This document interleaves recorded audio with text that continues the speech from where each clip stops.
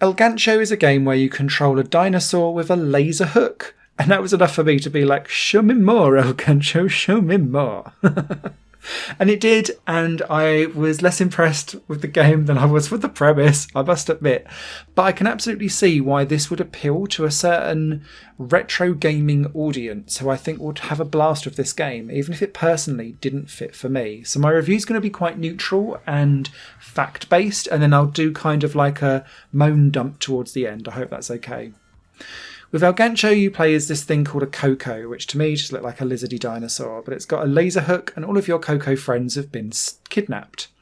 You go through sets of 4 or 5 procedurally generated levels in the main mode, and dotted around will be these Cocos for you to collect. And once you've collected them all, you move on to the next stage, and then you don't necessarily have to kill enemies, you don't have to collect all of the food dotted around everywhere, but if you do, that then adds up to your score, which unlocks trophies and so on and so forth.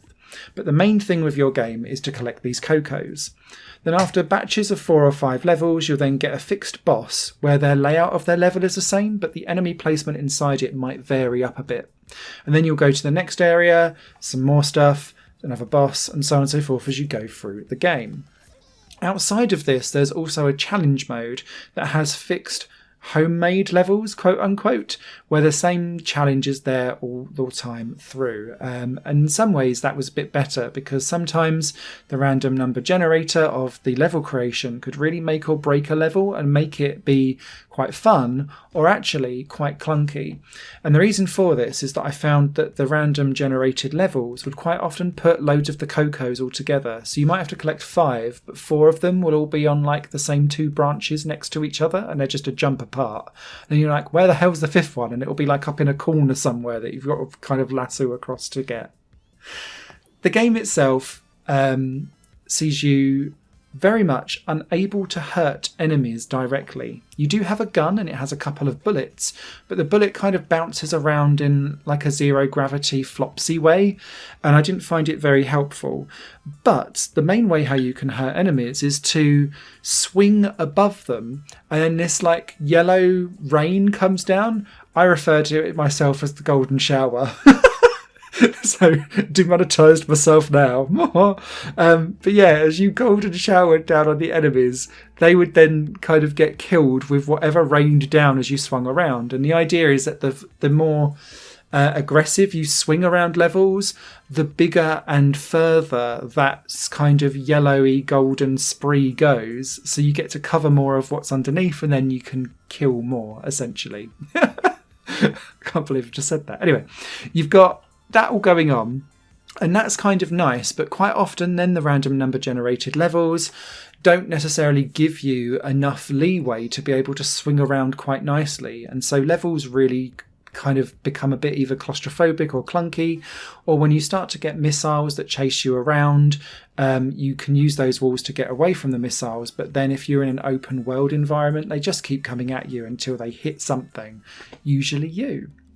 In order to combat that, you can collect food everywhere, and it's dotted around like nobody's business. And once you've collected a certain different amount of food, it then gives you 1 HP back again. And then every couple of levels, you get the ability to have an upgrade as well. And that could be to reduce the amount of food you need to get before you level up a HP. It could be that you could be faster, or it could be that your golden shower is a bit more wider spread, for want of a better phrase, or it could be that you have a magnet that draws food towards you, that kind of stuff. All of these things are helpful, but they're for that one run only.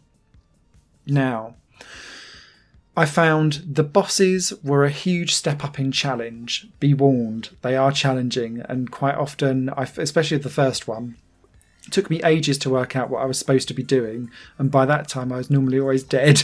And so it took me a good hour or so to get past the first boss.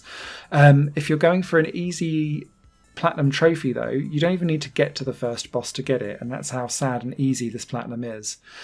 The second thing is that quite often I found that the levels generated do not match the way how the controls work at all. and I ran into problems where the controls didn't really seem to be very responsive. It's all mapped to the trigger buttons, which I found quite awkward originally, but slowly I got used to it, and it's because you're moving with the left stick and aiming with your laser hook with the right stick. So then it makes more sense to have your fingers on the trigger buttons, but it just takes getting used to, and quite often I'd end up just like forgetting to aim, or if I was aiming, sometimes it just wouldn't actually fire the laser hook. It seems to be like you're not allowed to hook onto the same wall more than twice, but it doesn't ever tell you that. So then I was like, this is frustrating. And then you'd fall all the way down to the bottom of the level, and then you'd be like, time to climb again. And yeah, I just found this game to be an exercise in frustration, slight glitchiness, but just it's one of those games that I think could really do without procedural level generation, because when you move into the challenge mode and things have actually been designed to use the features around you, the game is infinitely more enjoyable. And so I was like, this feels like a missed opportunity, and it's a case for not using procedural generation in games, because this I think really affects the quality of El Gancho, and I'd have liked to have had a bigger set of custom built levels that I could have got my teeth into, because the premise is here for actually something quite juicy, it just doesn't deliver. I think as well at the same time, later on this week I'm going to be reviewing a game called Grapple Dog, and that shows me exactly what a game built for grapple hooks and laser hooks really should be about, because it is absolutely stunning, and I got this at the same time, and the difference is night and day between the two. So if you can only get one like laser hook game at the moment, this unfortunately for me is not the one that I'd recommend. We're going to review over on higherplanegames.com shortly. You guys take care. Bye for now. Higher Plane Games is part of the Higher Plane Network, a completely independent media outlet supported by people like you. The goal is to create the best possible content that cultivates a richer indie scene for games as well as music and entertainment. To find out more and to get involved, visit patreon.com/higherplane network. Your support makes all the difference, and in return you'll gain access to bonus content and downloads. Thank you for watching.